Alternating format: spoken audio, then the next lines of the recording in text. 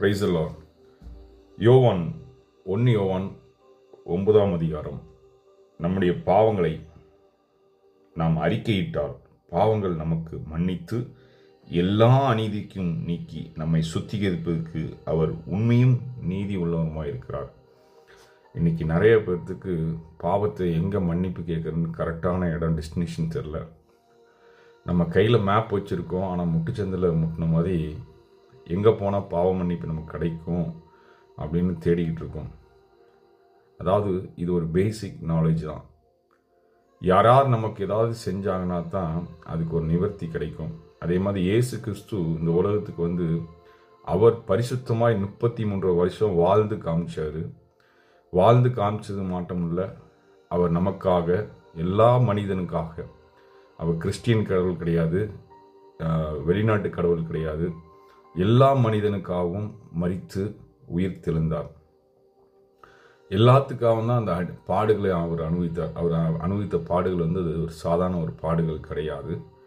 அது யாராலையும், எந்த மனிதனாலையும் அந்த பாடுகளை ஏற்றுக்கொள்ள முடியாது. அந்த அளவுக்கு ஒரு பாடுகளை அனுபவித்து நிறைவேற்றி சிலுவையில் முடித்தார். நம்முடைய பாவங்களை அறிக்கையிட்டாலே போதும், உள்ளத்திலிருந்து பாவங்களை அறிக்கை செய்யணும். உதாரணத்துக்கு இப்போ நீங்கள் சிகரெட்டு குடிக்கிறீங்க அப்படின்னா, ஆண்டவரே இயேசுப்பா என் பாவத்தை மன்னித்து என்னை விட்டு விடுங்க, எனக்கு இதிலேருந்து ஒரு விடுதலை கொடுங்க அப்படின்னு நீங்கள் கேட்கும்போது அந்த சிகரெட்லேருந்து உங்களுக்கு ஒரு விடுதலை கொடுப்பாரு. உங்களால் சுய பலத்தினால் அதை செய்ய முடியாது. நீங்கள் அனுதினம் அதை கேட்கும்போது நாளடைவில் நீங்கள் அதை விட்டுருப்பீங்க. அந்த பாவத்தை மன்னித்து அதிலேருந்து விடுதலையும் கொடுக்குறாரு உங்களுக்கு.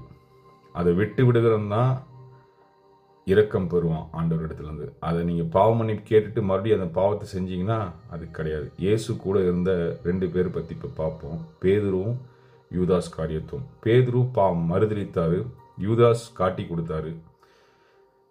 யூதாஸோட பேதுரு செஞ்ச பாவம் பெரிய பாவம், அதாவது கூட இருந்தே துரோகத்தை செஞ்ச பாவம். ஆனால் பேதுரு வெளியே மனம் கசந்து அழுதாரு. யூதாஸு ஆண்டவர்கிட்ட வரல. யூதாஸு ஆண்டவர்கிட்ட வராமல் நான் பாவம் செஞ்சிட்டேன் அப்படின்னு சொல்லி தற்கொலை பண்ணிட்டார். இன்னைக்கு அவர் நரகத்தில் இருக்கார். பேதுரு பாவம் செஞ்சிட்டேன், என்னை மன்னிச்சிருங்கன்னு அறிக்கையிட்டார். அவருக்கு ஒரு விடுதலை கொடுத்து அவர் பைபிளில் ஒரு முக்கியமான அப்போஸ்தலராக ஆண்டவர் மாற்றிட்டார்.